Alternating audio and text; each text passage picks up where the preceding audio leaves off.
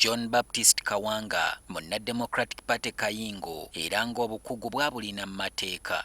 Y'omu ku basajja abatunulako ku lubaawo lwe lumu ne Pulezidenti Yoweri Museveni okumala emyaka wagindaba 5 era nga n'omukwano gwali gubasaza mu kabu. Kawanga bw'atuula okunyumya ku kaguta gwe tulaba olwaleero wamma ggwe ofuna katebe n'okkalira n'okusalako n'osalako. Asoose na kutunyumiza nti ekirowoozo ky'okwagala enkyukakyuka ey'omuggundu Museveni yakiggya mu ttendekero li University of Dar es Salaam mu Tanzania mu mwaka gwa 1967 bwe yatandikawo ekibiina ky'abayizi kye yatuuma University Students African Revolutionary Front ekisalwako nti USAF. Ekigendererwa ky'ekibiina kino kwali kugatta bayizi naddala bannayuganda mu nsonga z'eby'obufuzi. Joseph Mulwanya Mulise Mwogerere, John Garang, Elia Kategaya, James Wapakabulo ne Kawanga yennyini be bamu ku baasookera ddala okwegatta ku kinywi kino. Era mu ntegeka eryo bwe twakolera arrangement ogende Mozambique tugenda ffenna naye n'abavubuka abalala nga mukaaga twamalayo omwezi mulamba nga tuli mu training eby'abamagye na bishya and so on. Kawanga agamba nti ekya Museveni okwagala eby'obufuzi kyo kyali kyatandika mu 1965 ng'akyali muyizi wa siniya ya 5 ku Ntare School e Mbarara. Guno gwe mwaka Kawanga gwasisinkana omuvubuka ono era bombi abakulu b'essomero ne babassa mu kisulo ky'ekimu Kimbaguta House kyokka era agenda okuyingira mu kibiina yeekanga omukulu bakola amasomo ge gamu aga arts. Wayitawo ndowooza nga mwezi gumu ebiri etandika okulonda abakulembeze b'ebibiina eby'essomero debating society what not era ne balonda tulonda Kategaya nga president wa debating society. Nemwami Museveni ekifo yali akyagala naye abantu balonda Kategaya. Naye ndowooza wayitawo wiiki ekubiri nga lwaki tukola kibiina kirala konze kiri history society tukikole era tukifoominga ye n'abeera president nze n'embeera secretary. Nga bamaliriza siniya ey'omukaaga bombi bayolekera University of Dar es Salaam e Tanzania nga wano amasomo baagaawula. Kawanga n'asoma amateeka so nga ye Museveni yakizuula nti essomo lya Arts with Economics, Political Science and Law lyali lijja kumugendera bitege.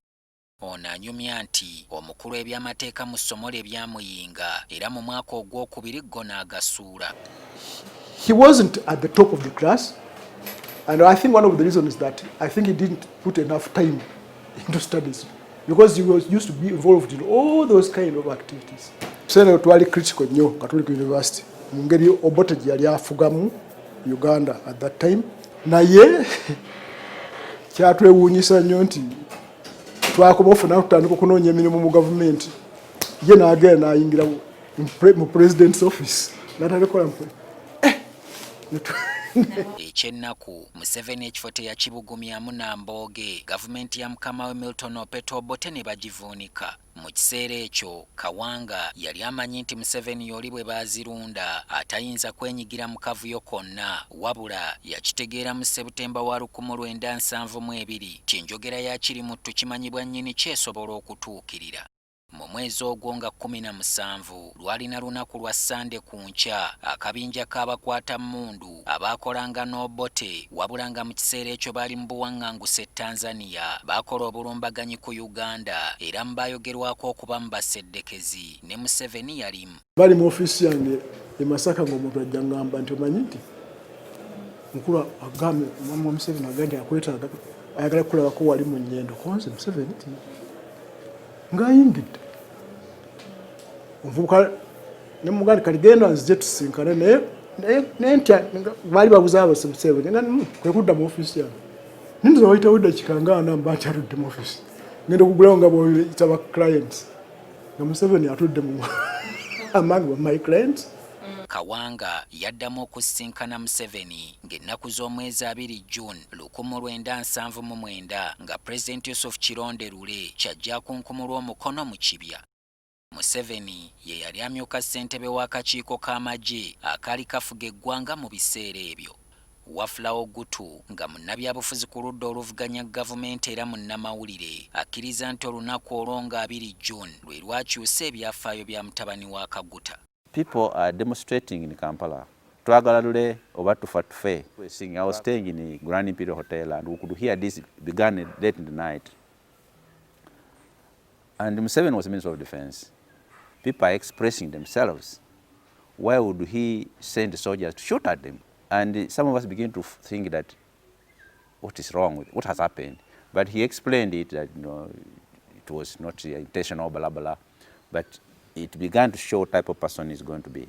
Museveni agenda okuwamba obuyinza yali enkola ya nnaakalyaakaani oba socialism asinza nsinze wabula bwe wayita emyaka mitono ate ne yejjulula n'atandika okusuuta enkola ya nnasiwa mukange abangi gye bayita capitalism.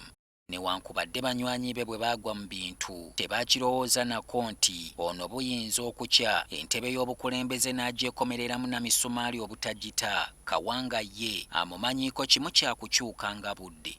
Buli kaseera kankyukakyuka era nze ndowooza nti omulembe gwaffe my generation edominatinze ebyobufuzi bwa Uganda okumala ebbanga ddene ng'ate si kirungi. Wateekwa okubaawo enkyukakyuka nga ensi bw'egenda ekula. Kawanga mumativu nti mwami Museveni ebbanga lyonna ly'amaze mu buyinza wadde ng'ebirala bikyuse enneeyisa ye mu ngeri gy'alukamu ebyobufuzi n'obukulembeze yo tekyukanga kuva ng'akyali mu ssomero entale nanti enkasuka ennungi yezza omusu.